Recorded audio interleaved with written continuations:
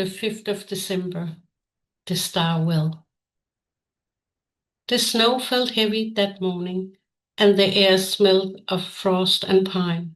Miss Sofie sat by the fireplace while Wimsey tried to dry her hat, which was covered in snowflakes the size of a little cream puff. "You're dripping," said Miss Sofie, moving a little to the side.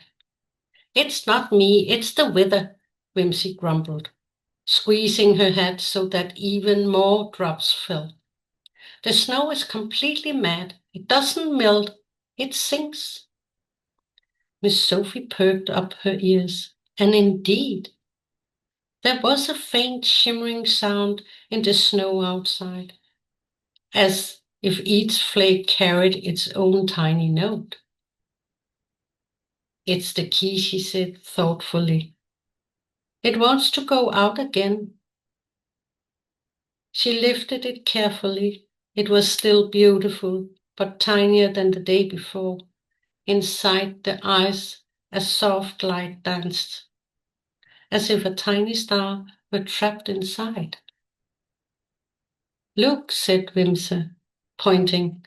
"It's trying to show us something. See how the light moves." The key cast a glow against the wall, and there, where the light touches, an image appeared, a well in the middle of the snow, surrounded by tall fir trees, and a ring of stars spiraling through the air like a pattern. "The star well," whispered Wimsey. "It's real." "Of course it is," said Miss Sofie. "How far can it be?" "It lies in the heart of the forest," Wimsey replied. "But be careful. No one knows how deep it is, or what lives down there." They set out through the snow. The forest was silent and dense, its branches heavy with frost. Each step sounded like a crack of porcelain. Above them stars twinkled faintly, even though the sun hadn't fully set. "The forest smells different today," said Miss Sofie, sniffing the air as if someone sprinkled stardust in the wind. "That's the spirit of Christmas," said Wimsey with a smile. "It lives in everything that remembers." When they reached the heart of the forest, they stopped. Before them stood an old well, coated in frost and shimmering ice.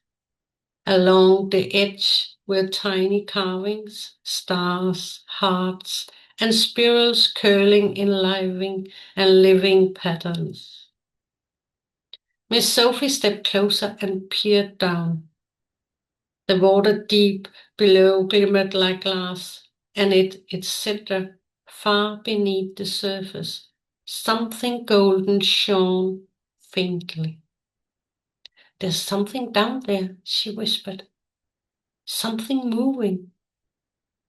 Wimsey climbed up beside her. "It's the star. It fell asleep when the world forgot time. Now it's calling to you." "To me?" "Yes," said Wimsey. "Only the key can reach it, and only you can use it." Miss Sofie raised the key. It gleamed, and a single drop slid from its tip into the well. The border began to glow, and the snow around them melted in a perfect circle. She carefully lowered the key toward the surface. The cold bit into her paw, but she held on. Suddenly, a blinding light flared from the depths. It was a thought that either sky reflected within the well. For a moment, Miss Sofie and Wimsey saw their own faces mirrored in the border, and behind them, as a shadow, the calm, kind eyes of an elderly dog. Wilma, whispered Miss Sofie. It's her. Whimsy grabbed her tail. Hold on, she's trying to show us something. The water's surface began to ripple. An image appeared within it. Snowy nights, Christmas lights, children laughing, hearts beating in rhythm with church bell. But among all the beauty, a darkness slithered in, a shadow twisting like smoke, extensioning the lights one by one. The shadow moaned, Whimsy, her voice low. It's not gone. It's searching for the star. If it reaches it before we do. She didn't finish the sentence. Miss Sofie took a deep breath and dipped the key once more. The water brightened, and the star began slowly rising toward the surface. But the well rumbled, the snow around them shifted, and the wind howled through the forest.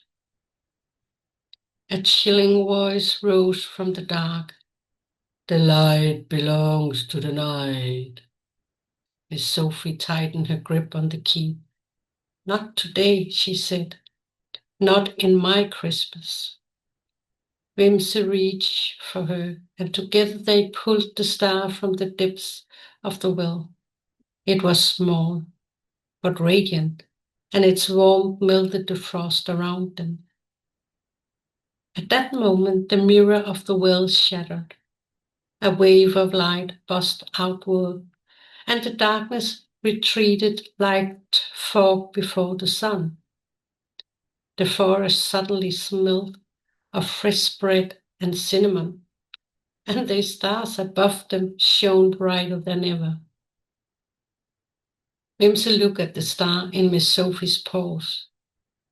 That's the first light of Christmas, when all four wells lift. The heart will return. Miss Sophie smiled softly. Then we must find the others. They walked home as snow began to fall gently again. The key glimmered against her chest, but a few tiny drops dribbled from it. It was smaller still. Yes, said Miss Sofie, glancing up at the sky where the well star now twinkled among the others. Time is running, and Christmas waits for no one. They continued through the snow, and behind them the star well lay quiet once more. But deep beneath the water, under the light, a shadow moved again. It was waiting. End of December the 5th. Come back tomorrow, the 6th of December, and hear about the Trail of Shadows.